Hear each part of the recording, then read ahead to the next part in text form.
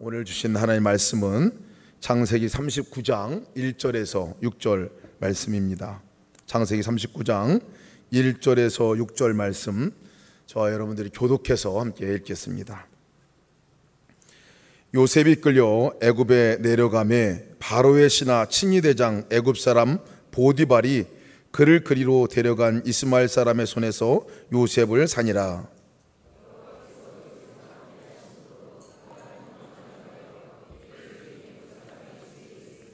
그의 주인이 여호와께서 그와 함께 하심을 보며 또 여호와께서 그의 범사에 형통하게 하심을 보았더라.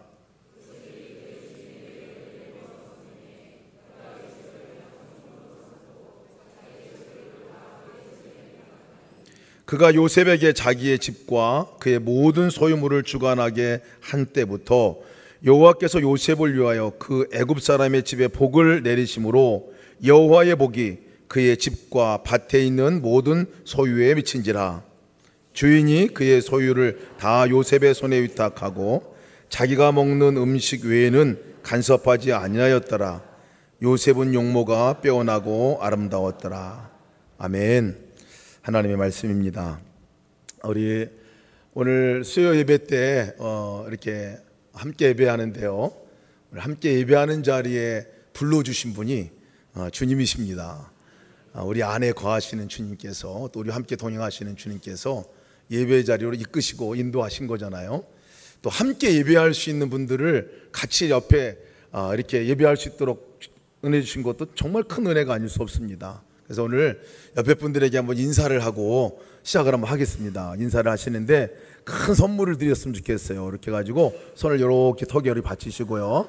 이렇게 받쳐보세요. 네, 그리고 옆에 분들한테 꽃 받으세요 하고 인사 한번 하겠습니다. 네, 한번 인사 한번 할까요? 받치시고 옆에 분들에게 인사 한번 하겠습니다. 꽃 받으세요. 네, 네. 꽃처럼 아름답습니다. 네. 인사할 때와 하지 않을 때하고 이 얼굴 표정이 좀 많이 달라요. 예. 말씀에 순종하고 우리가 따를 때 바뀌어지는 것과 똑같은 것 같습니다. 그런데 그 얼굴이요, 이 세상에서 저희가 드러내야 할 그 얼굴이라 여겨집니다. 예수님과 함께 동행하는 사람의 얼굴, 그죠? 예수님과 함께 살아가는 사람의 얼굴, 뭔가 다르지 않겠습니까? 그 얼굴, 환한 그 얼굴을 오늘 집에 돌아가서 우리 식구들에게도 보여주시고, 우리 내일도 만나는 사람들 또 보여주시길 바랍니다. 지난 6월 20일 날 일일 금식 기도회가 있었습니다. 뜨겁게 기도하는 금식 기도회였는데요. 특별히 교회를 위해서 기도할 때 제 안에 갑자기 기도할 때 뭐 말할 수 없는 이 통곡이 터져 나오더라고요. 그래서 이게 뭔가 하면서 기도할 때 가만히 기도 제목을 저도 받고 또 그 마음을 품었는데요. 그것은 다른 것이 아니라 교회가 정말 하나님께 영광 돌리고 교회가 하나님의 얼굴이 되어서 세상에 보여드려야 되는데 그렇지 못한 것이 너무나 안타깝게 느껴지더라고요. 오히려 교회가 하나님의 마치 때로는 부끄러움인 것 같이 또 하나님의 얼굴을 낯들고 다니지 못하게 하는 그런 존재가 될 때가 많은 것들이 기억나더라고요. 그래서 한참을 통곡하면서 기도했습니다. 기도할 때 회개의 기도가 먼저 나가더라고요. 정말 교회가 정말 주님의 얼굴을 세상에 드러내고 주님의 사랑을 드러내고 그렇게 서야 하는 교회가 그러지 못한 것에 대해서 회개하고, 그러면서 다시 기도하는 것은 정말 교회가 정말 예수님 또 하나님 성령님 정말 우리가 정말 그렇게 사모하고 또 우리가 따라가는 그 하나님이 교회를 통해서 마음껏 드러나게 하여 주시기를 기도했습니다. 하나님께서 또 예수님께서 이 땅에 드러나시는 방법은요, 교회를 통해서인 것 같습니다. 교회가 아니고서는 드러낼 방법이 없어요. 교회가 아니고서는. 그렇기 때문에 교회를 통해서 세상은 하나님을 보게 되는 것입니다. 우리 예수 그리스도를 믿는 사람을 통해서 그리스도를 보게 되지 않습니까? 우리를 통해서 세상은 예수님을 만나게 되고 예수님의 소리를 듣게 되고 예수님의 얼굴을 보게 됩니다. 그러니 얼마나 중요한가 하는 거죠. 저와 여러분은 교회이고요, 또 우리가 함께 모여서 있는 이 교회가 바로 주님의 얼굴을 세상에 드러내는 존재입니다. 대표 선수인 것 같아요. 대표 선수. 제가 실제 외국에 나가서 처음으로 이렇게 살 때에 다른 사람들이 저를 보면 한국 사람이라고 그래요. 저를 만나면 한국 사람이라고 그럽니다. 가만히 보니까 그 사람들은 한국 사람 평생 저밖에 못 만나는 사람도 있더라고요. 그 사람들이 생각할 때는 저는 한국 사람 그러면 접니다. 제가 대표 선수인 거예요. 인도네시아 가서도 보니까요, 제가 한국 사람인 거예요. 만난 사람들은 한국 사람 그러면 저 사람, 또 다른 종류의 한국 사람 만난 사람은 그 사람이 한국 사람이더라고요. 대표 선수인 거 틀림없습니다. 어디 나가면 더 절감하게 되는 것 같아요. 한국에는 다 그냥 보이는 게 한국 사람이기 때문에 모르겠는데 나가니까 정말 그렇게 달라지더라고요. 어떤 분이, 선교사님 한 분이 시골에, 이제 말레이시아에서 사역할 때인데 시골에 갔어요. 갔더니 거기에 있는 시골의 교인들이 그렇게 얘기를 하시더라고요. 그러더라고요. 저 한국에서 왔습니다. 그랬더니 당신 한국 사람 아니라고 그렇게 얘기를 하는 거예요. 아니, 내 한국 사람 맞다니까요. 그랬더니 아니, 내가 텔레비에서 본 한국 사람은 그러지 않았다고. 그러면서 누구냐 그랬더니 송혜교를 얘기를 하더래요. 그래서 이분이 너무 충격을 받았어요.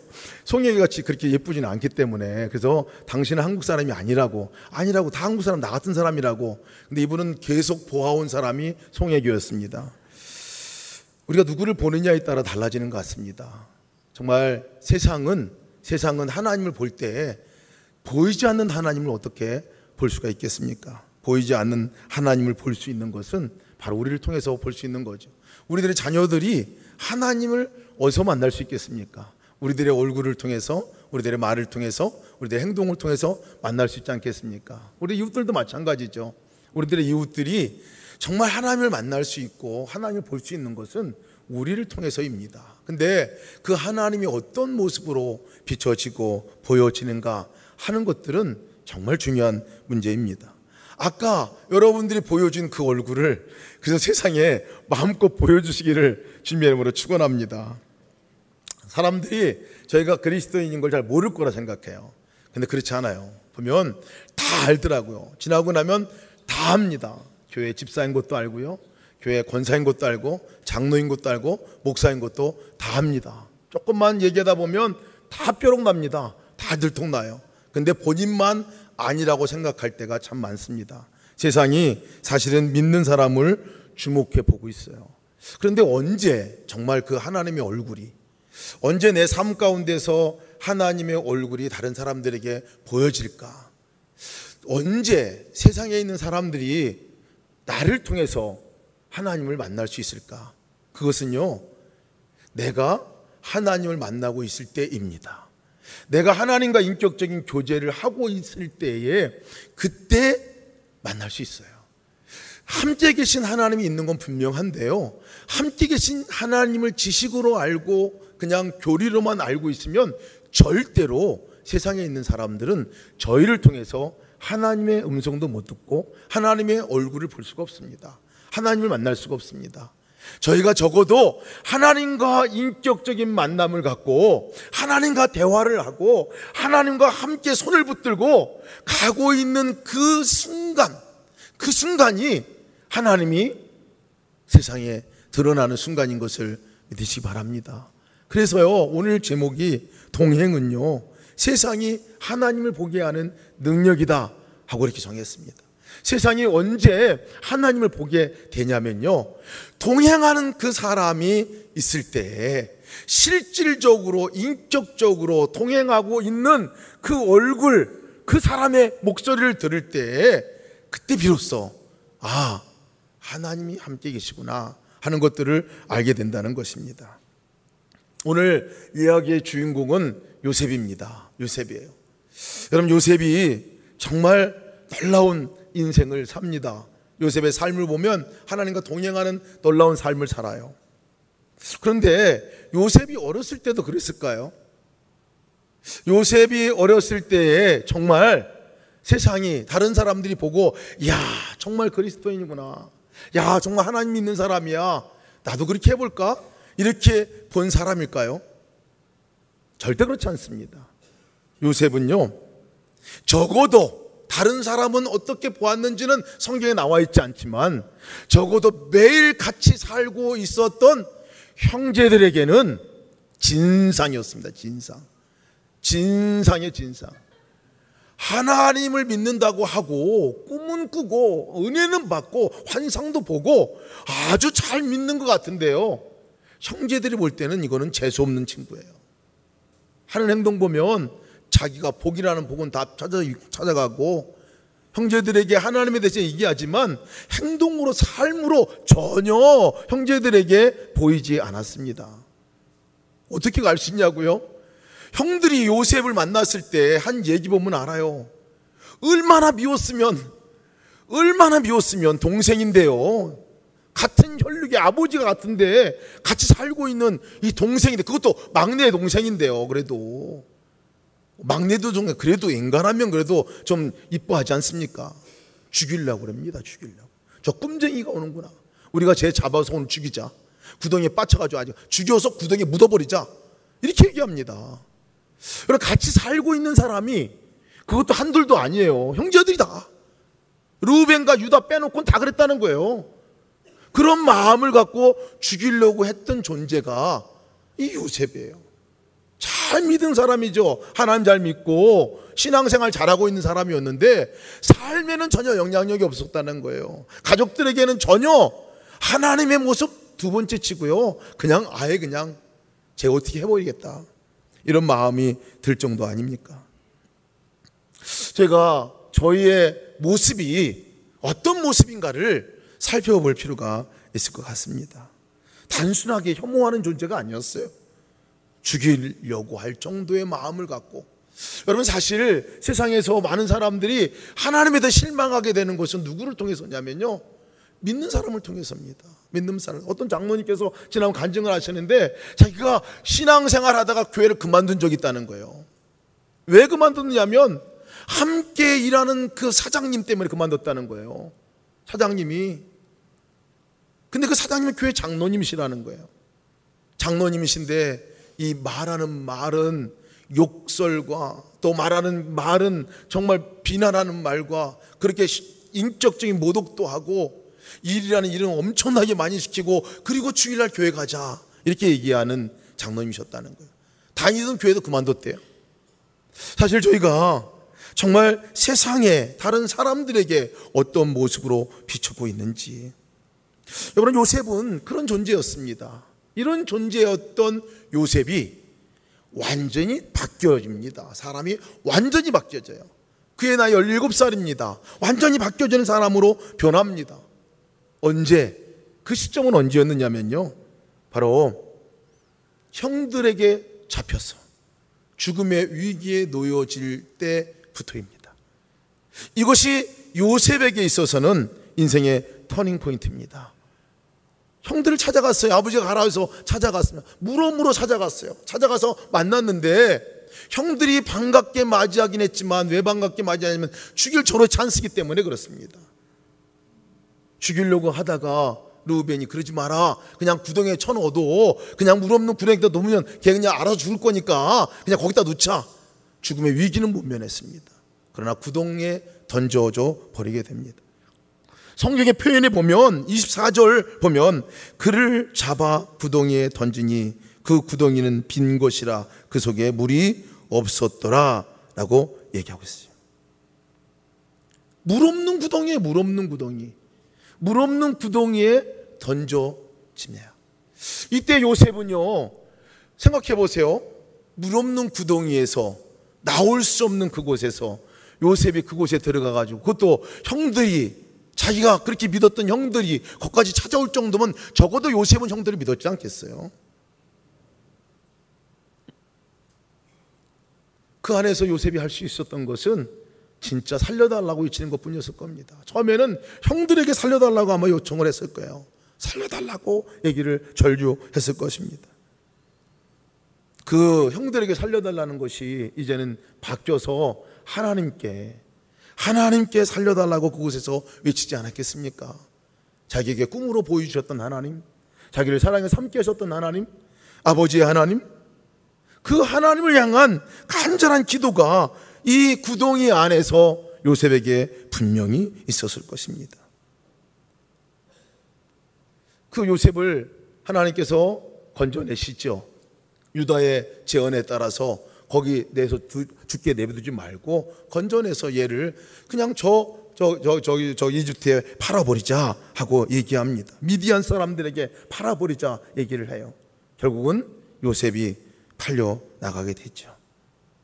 목숨은 부지하고 건져나게 됩니다. 근데 성경은요, 이 장면부터 이렇게 보면 요셉의 그 분위기가 밝습니다.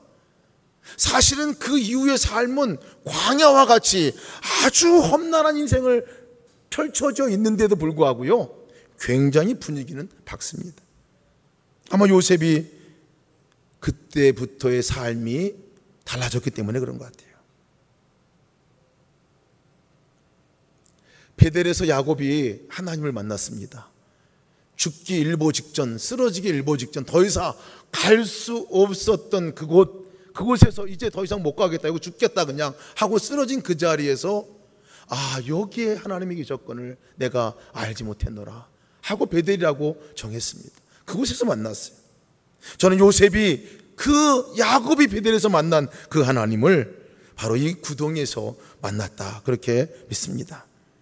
어려움이 이 요셉에게 있어서는 생명을 주는 그 통로가 되게 되었습니다.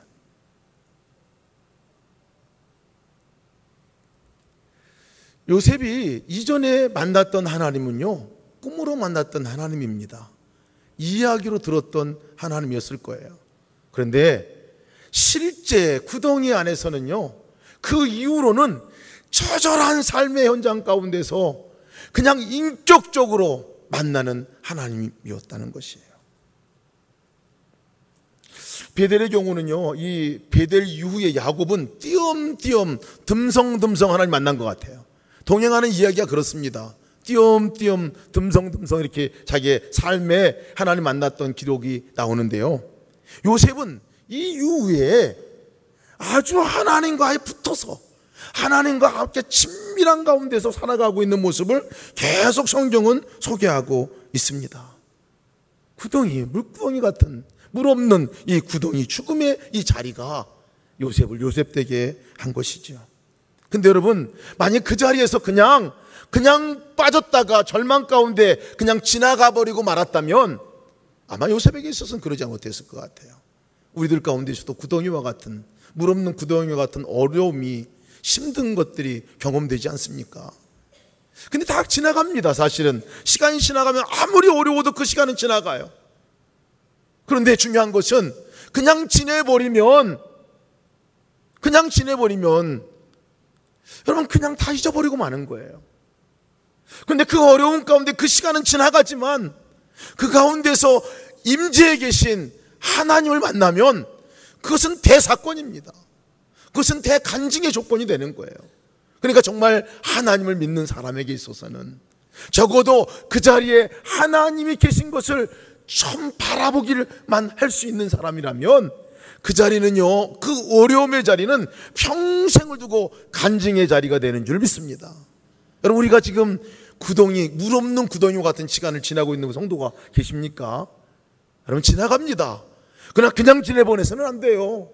분명히 그 구덩이 안에 임재해 계신, 물은 없을지라도 하나님께서 계신 그 하나님을 만나고 하나님의 손을 붙들 때 진정한 동행이 시작되는 것을 여러분 기억하시기 바랍니다. 요셉이 17살 때의 나이입니다. 이 이후에 13년의 세월을 보면요, 아주 험난한 삶을 삽니다. 거기서 건진받아서 애굽에 이제 종으로, 노예로 팔려갑니다. 노예를 한다는 것은 값으로 먹이고 또 값으로 쳐주는 존재입니다. 사고 파는 존재죠. 팔려간 곳이 바로 보디발의 집입니다. 바로왕의 군대 장관인 보디발의 집입니다. 죄수의 신분, 노예의 신분으로 그곳에 또 보내고, 한참 뒤에는 또 죄수의 신분으로 보냅니다. 감옥에서 보내요. 노예로 보내고, 죄수로 보내는 세월이 13년입니다. 17살부터 30세까지니까요. 그 황금기와 같은 시간을 이 요셉이 보내는 것은 광야와 같은 시간을 보냅니다. 한치 앞을 모릅니다. 어떻게 나가야 될지를 모릅니다. 가가지고 정말 얼마나 얻어 터지고 얼마나 맞았겠습니까? 익숙치 않은 일을 배우려고 얼마나 힘들었겠습니까? 정말 말도 안 되는 그 말이 들리기까지는 얼마나 많은 시간들이 흘렀겠습니까? 입으로 그 외국어가 터져 나올 때는 얼마나 많은 시간이 지났겠습니까? 전혀 한치 앞도 바라볼 수도 없고 하루하루가 고통 가운데 지낼 수 있는 이 요셉입니다. 그래서 한탄하고 탄식하고 절망하고 그렇게 지내는 것이 정상적인 삶이에요. 사실은 노예의 삶이라 한다면 그렇습니다. 어찌 보면 저의 삶이 광야의 삶 같습니다. 이 요셉의 삶이 정말 한치 앞을 내다보지 못하는 삶인 것 같이 우리 삶도 그렇지 않습니까? 이진희 우리 목사님께 쓰신 우리 광야라는 책을 보면요, 우리 인생은 산을 오르는, 정상을 오르는 인생이 아니라는 거예요. 정상을 바라보고 거기에 정복하고 거기서 끝나는 인생이 아니라는 거예요. 정상에 올라가는 것은 길이 보이고 다 있어서 따라가면 되지만 그런 인생이 우리 가운데 인생이 펼쳐지지 않는다는 거예요.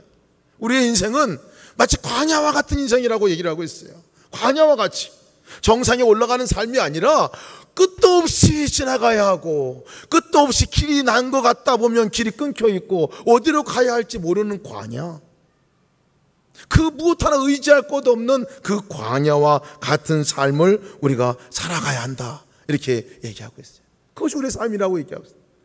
근데요, 이 광야를 살아갈 때, 광야를 통과할 때 아주 중요한 원칙 하나는, 산에 올라갈 때는 정상 바라보고 그냥 가면 되는 거예요. 그냥 길 잊어버리다가 정상이 보이니까 가면 되는 거예요. 근데 광야는 그렇지 않다는 거예요.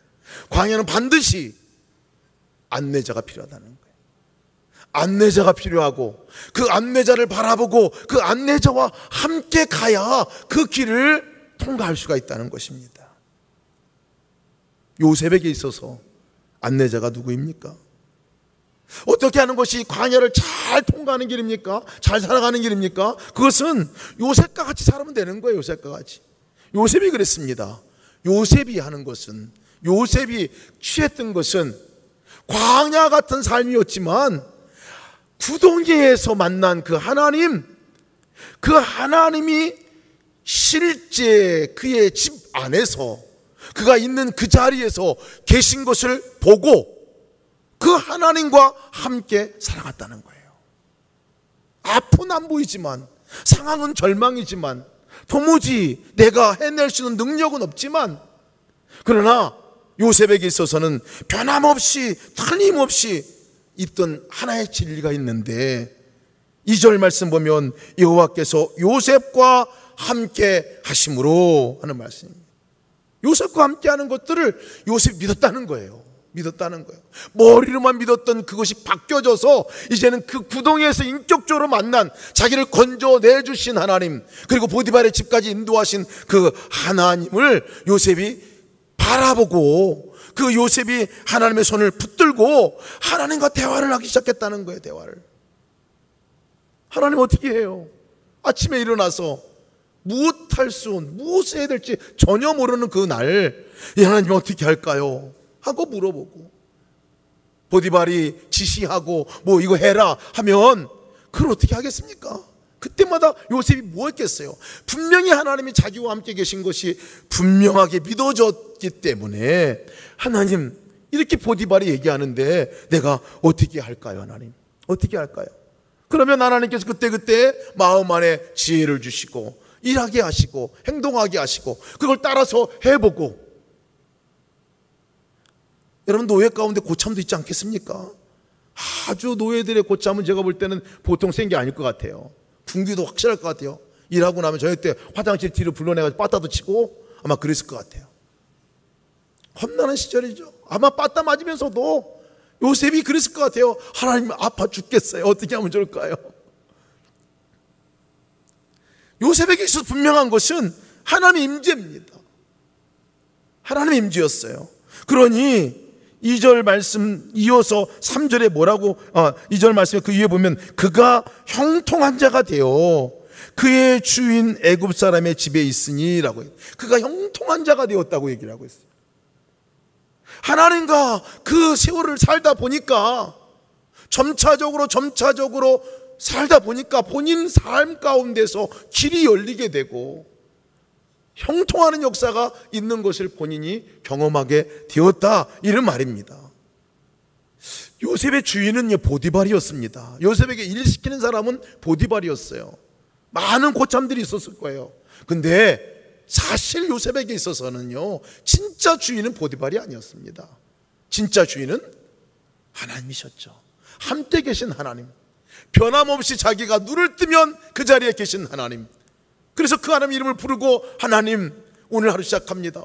지시하세요. 어떻게 할까요? 사실 요셉이 형통하게 되는 것은 보디발의 지시를 받아서가 아닙니다. 하나님의 지시를 받고 하나님과 인격적인 대화 가운데서 주님이 주시는 지혜 가운데 나가니까 그렇게 형통의 복을 누리게 되는 거 아니겠습니까? 근데 놀라운 것은요, 이것을 요셉이 혼자 그렇게 살았는데요, 3절 말씀 보면 그의 주인이 여호와께서 그와 함께 하심을 보며 이렇게 얘기합니다. 요셉이 자기가 주님과 동행하는 삶을 산 거예요. 하나님과 함께 묵고 주님을 바라보고 주님께 얘기하고 기쁜 일도 얘기해드리고 슬픈 일도 얘기해드리고 늘 지시를 받아가지고 또 주님 어떻게 할 거 할 때 그대로 해보고 이렇게 사는 건데, 좀 지나고 나니까 보디발이 보니까 뭐라고 얘기하냐면요, 그의 주인이 여호와께서 그와 함께 계신 것이 보았다는 거예요. 하나님이 요셉과 함께 계신 것을 보디발이 보기 시작합니다. 여러분, 놀라운 일 아닙니까? 이런 역사가 우리 가운데 일어나기를 주님으로 축복합니다. 봐야 돼요. 다른 사람들이, 우리와 함께하는 사람들이 볼 수 있습니다. 보여집니다. 당연히 보게 돼 있습니다. 적어도 우리가 하나님과 동행한다면요, 적어도 하나님과 우리가 인격적인 교제가 일어난다면 보게 돼 있습니다. 다른 사람들이 보게 돼 있어요. 또 여호와께서 그의 범사의 형통하심을 보았더라 라고 얘기하세요. 범사의 형통하심을 보았더라. 요셉을 가만히 보니까 다른 거예요. 쟤 하나님이 함께 계신 사람이구나. 뭔가 달라. 그리고 그의 행동을 보고 삶을 보니까 뭔가 다른 거예요. 삶이 다른 거예요. 형통의 역사가 나타나는 거예요. 여러분, 함께 하신 주님께서 찾아온 그 요셉에게 가장 최고의 것으로 인도해 주지 않으시겠습니까? 광야와 같은 삶이지만요, 인도자가 주님이시면 틀림없어요, 최선의 것으로 인도하실 것입니다. 물어보면 최선의 것으로 인도하시는 거죠. 인격적으로 주님께서 어떻게 할까요? 무엇할까요? 물어보면 최선의 것으로 인도하시는 거죠. 그것은 형통케 하기 위해서 말씀하시는 것이고 형통케 하는 길로 인도를 하게 되시는 거죠. 왜 우리가 주님의 형통을 누리지 못합니까? 주님과 동행이 분명하지 않으면 그렇습니다. 주님의 임재가 분명하게 믿어지지 않으면 그렇지요. 우리 가운데 형통을 누릴 수도 없습니다. 우리도 누릴 수 없을 뿐만 아니라 다른 사람도 볼 수 없지요. 볼 수 없지요. 이번 주에 제가 특별히 하나님께 주시는 형통의 복을 누렸습니다. 아침마다 산책을 이렇게 하는데요, 여기 위례시가 새로 생기면서 천이 있어가 남한산성 그 밑에까지 길이 났더라고요. 아주 산책하기 좋은 길입니다. 그래서 산책을 시작을 했습니다. 운동 하는 거죠. 한 40분 내지 1시간 정도 이렇게 늘 이렇게 걸어갔다 오고, 수협회 끝나고도 지난주 갔다 오고 뭐 그랬어요. 여러분 끝나고 한번 가보세요. 아주 좋습니다. 그런데 그 길을 갈 때 아침에 아주 운동하니까요, 아주 뭐 인상을 쓰고 막 올라갔어요. 막 인상 쓰고 막 올라가고 이렇게 가고 이렇게 갔다 온 길인데요, 가기도 힘들어요. 근데 지난 주에 이렇게 제가 손을 아침에 내밀고 이렇게 걸었습니다. 예수님 함께 가시죠. 그날은 제 아내와 함께 가지 않고 그날은 저 혼자 가는 날이었어요. 예수님 함께 가시죠 하고 이제 손 붙들고 혼자 예수님과 대화를 시작을 했어요. 중얼중얼 얘기를 했어요. 오늘 날씨 너무 좋지 예수님, 그랬어요. 그랬더니 정말 마음으로 느껴지더라고요. 주님이 그래 좋다 이렇게 얘기하시는 것 같아요. 근데 제가 묻지도 않았는데 갑자기 이렇게 여러 얘기를 이렇게 주님과 나누다가 갑자기 주님이 저한테 하시는 말씀이, 야, 너 사람들 이렇게 많은데 인사는 하고 지내야 되지 않냐? 예? 네, 그래서 인사는 좀 해야 되잖아. 가만히 보니까 제가 사람들이 쭉 지나가는데 보니까 그냥 다 지나치지 인사를 한 번도 안 했더라고요. 그래서 제가 근데 마음에 어떤 생각이 드냐면 걸어가는 것도 힘든데요. 그랬더니 또 주님이 주셨던 마음이 있어요. 그래도 한번 인사 한번 해봐라. 그래서 또 그런 마음이 또 들으니까 이제 또 해야 되잖아요. 그래서 제가 한번 해봤어요. 오늘 사람 쭉 올 때 좋은 아침입니다. 이제 딱 했어요. 그래서 깜짝 놀랐더라고요, 이분들이. 그래서 저도 놀랐어요. 깜짝 놀래가지고 그래서 말이 좀 틀린가? 그래서 좋은 아침입니다 5번 하다가 5사람은 좋은 아침입니다 하다가 그 다음부터는 이제 바꿨어요. 안녕하세요로 바꿔야 되겠다. 좋은 아침입니다. 좀 낯선가 보다. 그래가지고 안녕하세요. 그랬더니 그 다음부터는 반응을 하시더라고요. 안녕하세요. 이 사람은 저기서 오면 안녕하세요 하고 인사하고. 별 사람이 다 있어요. 안녕하세요. 그럼 이렇게 지나가는 사람 보고 지나가는 사람도 있고, 안녕하세요. 그럼 네 안녕하세요. 그리고 가는 사람도 있고, 안녕하세요. 네 그리고 가는 사람도 있고, 어떤 분은 서가지고 공손하게 안녕하세요. 그리고 가는 분도 계세요. 참 그것을 보면서 제가 계속 주님과 얘기하면서 예수님 정말 재밌네요. 저 사람은 어떻게 반응할까요? 그러면서 제가 그 40분을 아주 재밌게 그 시간을 갔다 왔어요. 너무 재밌더라고요. 반응이 너무 재밌더라고요.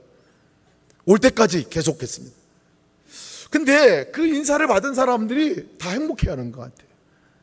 물론 깜짝 놀란 사람도 있어요. 저 사람 도대체 누군데 아침에 인사를 하나 깜짝 놀라서. 제가 오늘 아침도 그 길을 갔다 왔습니다. 오늘 아침도 변함없이 안녕하세요 인사를 했습니다. 반응은 똑같더라고요. 여러 종류의 사람들이 있습니다. 너무나 작은 일이었는데요, 저에겐 굉장히 큰 일이었습니다. 작은 일이었는데 주님이 물어보고 하라고 한 거 한번 해보니까 그분들의 표정도 밝아지는 것 같고요, 어찌됐든 제가 느끼기에는 아주 행복한 이 산책길이 되었습니다. 여러분, 우리의 삶이 주님과 동행하는 삶은 뭐 거창한 거 아닌 것 같아요. 그냥 매 순간에 우리 가운데 함께 계신 그분을 의식하고 그분께 물어보고 그분하고 대화하고 내가 감정적으로 인격적으로 나의 것들을 표현하고, 이것이 동행 아닐까요? 요셉은 이 동행의 삶을 살았던 것 같습니다. 아마 요셉이 인상만 쓰고 있었다면 아마 보디발이 그가 하나님이 함께 계신 사람이다 이렇게 절대 안 그랬을 거예요. 그는 굉장히 자정초만한 사람이다 이렇게 얘기했을 거예요. 근데 보디발이 하나님이 함께 계신 사람이다라는 말은요, 분명 추측컨대 이 요셉의 얼굴은 밝았을 겁니다. 늘 밝았을 거예요. 매를 맞아도 밝았을 거예요.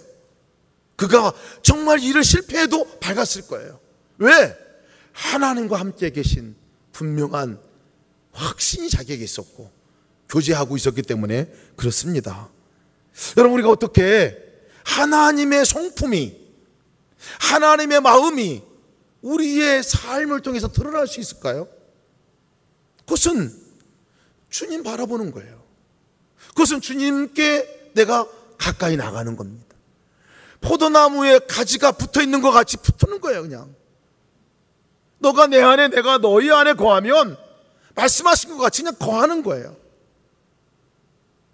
우리 데살로니가전서 5장 17절 18절 말씀 거 보면 분명히 말씀하고 있잖아요. 이것은 그리스도인의 정체성이에요. 하나님과 동행하는 사람이 어떠해야 되느냐 분명히 얘기하고 있어요. 그리스도 예수 안에서 너희를 향하신 하나님의 뜻이니라 말씀하셨으니까 이 말은 예수 그리스도 안에 있는 사람들은 이런 사람이다 이런 말이거든요. 예수 그리스도 안에 있는 사람, 예수 그리스도와 동행하는 사람에게는 이런 표징이 따를 것이다 라는 거예요. 뭐냐면요, 항상 기뻐하는 거예요. 기쁨이 넘치게 된다는 거예요. 여러분 한번 체크해 보시기 바랍니다. 여러분 안에 주님이 계신지, 아니 계시죠. 근데 그 주님과 인격적인 교제가 내가 있는지 없는지를 재보는 바로미터예요. 기쁨이, 항상 기쁨이 내 안에 있는지, 아까 여러분 다시 한번 해볼까요, 여러분? 이렇게 해가지고 인사만. 이번엔 그거 하면 좀 복잡하니까 그냥 빵긋하고 인사만 하겠어요. 옆에 분들에게 한번 인사할까요? 네, 빵긋 한번 해볼까요? 네, 빵긋 한번 해주세요. 네, 얼굴 드러내기를 부끄러워하지 마시기 바랍니다. 기쁨이 우리 가운데 있는 것이 증거입니다. 증거. 근데 기쁨이 없다, 체크해 봐야 돼요. 점검해 봐야 됩니다. 내가 주님과, 적어도 그 순간에는 주님과 동행하는 삶이 뭐 희미해졌거나 아니면 잠깐 방학했거나 뭐 이런 거예요. 쉬지 말고 기도하라. 이게 뭐예요, 여러분? 예수님과 동행하는 사람은 동행 자체가 대화잖아요. 동행 자체가 기도 아닙니까? 기도는 서로 얘기하는 겁니다. 얘기하고 주님과 함께 교제하는 걸 말해요. 영적인 대화, 영적인 호흡이라고 말하잖아요. 그러니까 그 기도가 내 안에, 내 입안에서 터져나오는, 이게 증거죠. 이게 범사에 어떻게 하라고요? 감사하라. 감사가 내 입에서 터져나온다. 아, 감사해요. 요셉이 그러지 않겠어요? 매 맞아도 감사해요. 일 많이 시켜도 감사해요. 일 안 돼도 감사해요. 밥 조금 줘도 감사해요. 그가 모든 삶 가운데서 하나님이 함께 계신 것 때문에 감사의 고백이 나왔다는 거예요. 이게 그리스도인의 정체성입니다. 동행하는 사람의 증거입니다. 그러니까 요셉이 하나님과 동행했다, 요셉이 하나님과 함께하는 삶을 살았다, 이 말은 이 증거가 그의 삶 가운데 나타났다, 이 말입니다. 여러분, 우리 삶 가운데 나타나야 되지 않겠습니까? 이것이 나타나시기를 주님의 이름으로 축원합니다. 이것이 광야를 살아가는 삶의 방법이에요. 이것이 광야를 참고하는 방법 가운데 하나라는 것입니다. 내가 여호와를 항상 내 앞에 모시며 그가 나의 오른쪽에 계심으로 내가 흔들리지 아니하리로다. 다윗의 고백 아닙니까? 항상 여호와를 내 앞에 모시며. 요셉의 고백 아닙니까? 이게 동행하는, 주님과 동행하는 모든 사람의 고백은 뭐냐면 항상 앞에 계신 여호와를 보는 겁니다. 여러분 앞에, 삶 앞에, 생활 가운데 앞에서 늘 계신 주님을 바라보시기를 주님으로 축복합니다. 바라보는 거예요. 바라보는. 근데 그분이 바라보면요, 오른쪽에 계신다고 그래요. 내가 바라보는데 그분이 내 팔을 붙드시는 거죠. 함께 해주시는 거죠. 그러니까 세상이 내가 주님을 바라보고 앞에 계신 주님을 바라보고 나갈 때 세상은 나를 통해서 내 오른쪽에 계신 주님을 보게 된다는 것입니다. 그래서 주님을 찬양하게 되죠. 광야를 거칠 때에 시험이 많습니다. 큰 시험 가운데 하나가 요셉에게 있어서는 요셉의 용모가 빼어났더라, 이렇게 얘기하잖아요. 그죠? 요셉의 용모가 빼어났어요. 저 같은 사람은 해당되지 않는 것 같아요. 그래서 감사해하는 부분들. 빼어난 요셉의 용모. 유혹이 있었습니다. 보디발의 아내가 사실 이 노예인 요셉을 탐냈죠. 근데 당시 문화를 보면요, 이것은 극히 정상적입니다. 극히 정상적이에요. 그리고 주인의 아내가 노예의 몸을 허락해달라고 얘기하면 그것은 다 해야 됩니다. 왜? 소유물이니까. 주인의 소유물 아닙니까? 소유물이니까. 거절할 이유와 명분도 없어요. 그리고 모든 사람들은 그것은 영광이라고 생각해요. 노예들은 그렇게 적어도 생각할 겁니다. 근데 요셉은 다르잖아요. 요셉은 달랐어요. 다른 사람들은 그렇게 해도 정상적인 사람들이에요, 그게. 그런데 요셉은요, 다른 거 하나가 있는 게 하나님이 나와 함께 계신 것이 분명한 사람이었습니다. 이것이 실제가 된 사람이었어요. 머리로 믿는 게 아니라니까요. 실제 내 삶 가운데 눈으로 보이는 거예요. 아, 주님이 여기 계신데. 여러분, 어떻게 주님이 여기 계신데 보디발의 아내와 함께 잠자리를 할 수 있겠습니까? 그것을, 유혹을 이기기 어렵겠죠. 그런데 어렵지 않습니다. 주님이 계신 게 분명하면 어렵지 않아요. 왜 제 가운데 우리가 넘어집니까? 왜 제 가운데 우리가 쑥쑥 그냥 그렇게 거기에 빠져버립니까? 그것은 주님의 임재가 분명하지 않으니까 그런 거예요. 주님의 임재가 분명하지 않으면 당연하죠, 뭐. 그렇잖아요. 아무도 없다 생각하니까 내가 거짓말도 하는 거예요. 아무것도 없다고, 아무 사람도 없다고 생각하니까 음란물도 보게 되고요, 가름도 하게 되고, 그냥 정말 내가 도둑질도 하게 되고 그러는 거 아니겠어요? 아무도 없다고 생각하니까 정말 모든 죄를 다 질 수가 있겠죠. 그런데 죄를 이길 수 있는 유일한 방법 하나, 동행하는 사람은 이깁니다.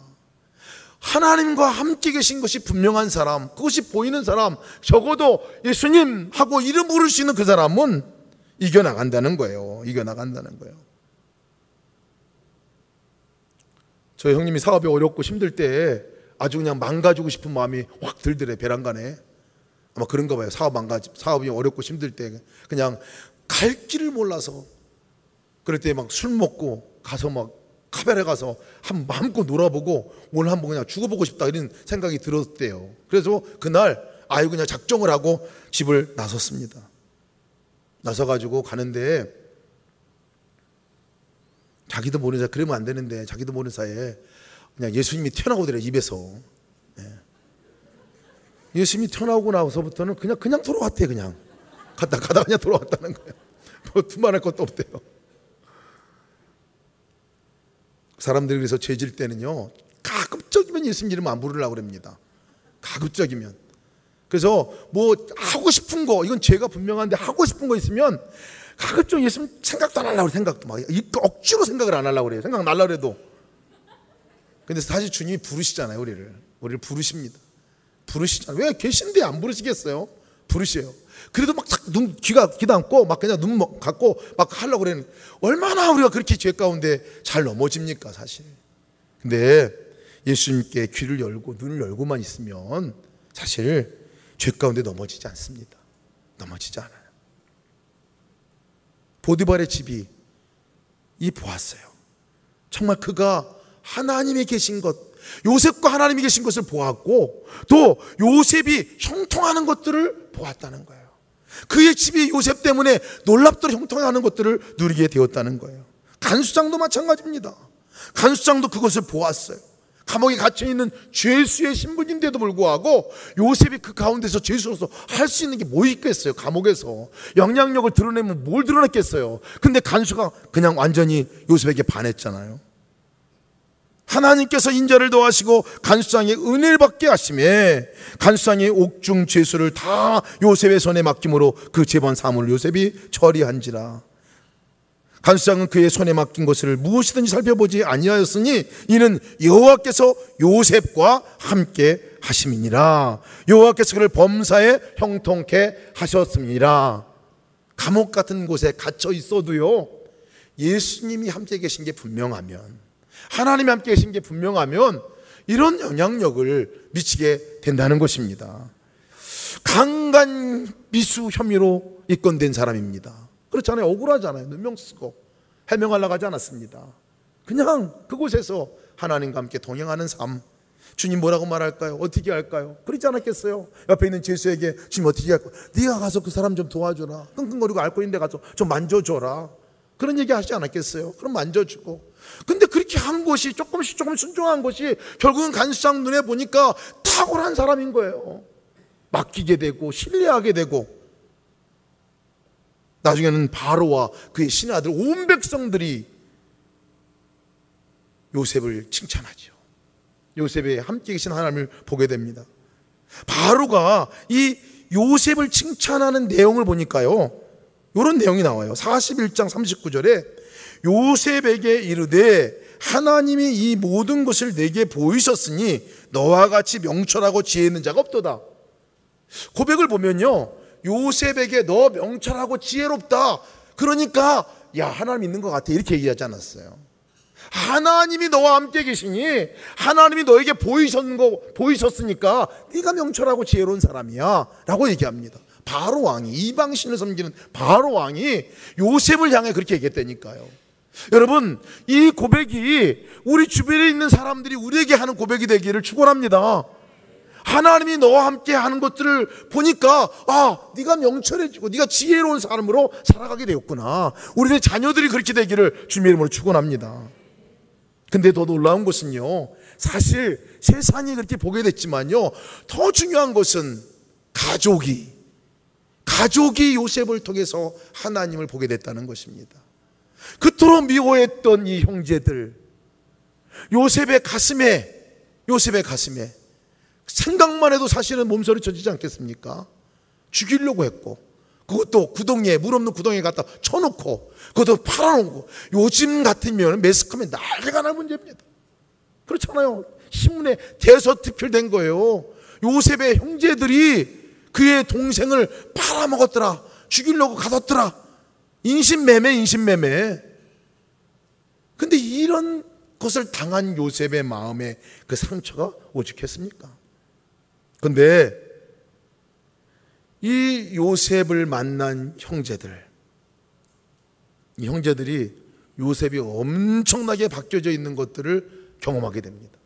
그렇게 죽이고 싶었던 동생이었잖아요. 그래서 죽였잖아요. 팔았잖아요. 그 동생이었는데 이 요셉이 바뀌어졌어요. 13년 만에 바뀌어졌어요. 13년 만에. 그 고난의 세월 가운데 너무나 많이 어떻게 바뀌었느냐면요, 45장 5절에서 8절 말씀 보면 이렇게 요셉이 얘기합니다. 형제들이 요셉 앞에 다 오죠. 다 불려오게 되죠.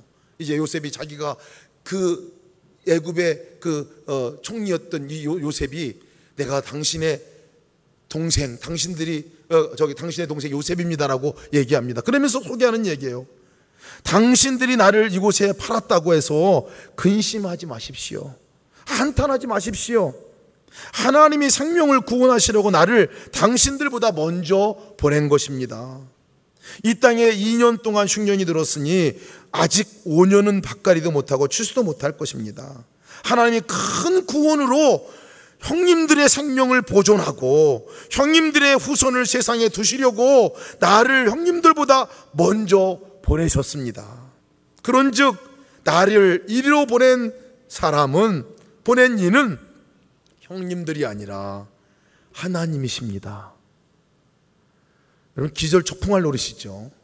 사실 그곳에서 정말 죽어야 마땅한 형제들 아닙니까? 그냥 한 칼에 그냥 배에도 신청 자른 그 사람들 아닙니까? 그런데 여기 보낸 것이 형님들이 나를 팔아서 온 게 아니라 하나님이 나를 여기 보내셨고, 형님들을 구원하려고, 그 기근의 땅으로부터 우리를 살리려고, 우리 가족을 구원하려고 나를 여기 보내신 겁니다. 그러니 한탄도 하지 마시고 근심도 하지 마세요. 어떻게 이럴 수 있을까요, 여러분? 어떻게 원수 같은 사람을 사랑하는 그 삶으로 바뀔 수가 있을까요?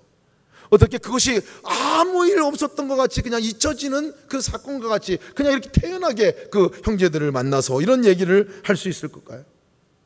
고백에서 보면요, 분명하게 묻어납니다. 분명하게 묻어납니다. 그 이후로 나는 하나님과 함께 살아갔습니다. 그 어려운 시간에 그 자리에서 나는 하나님과 동행하는 삶을 사는 것입니다.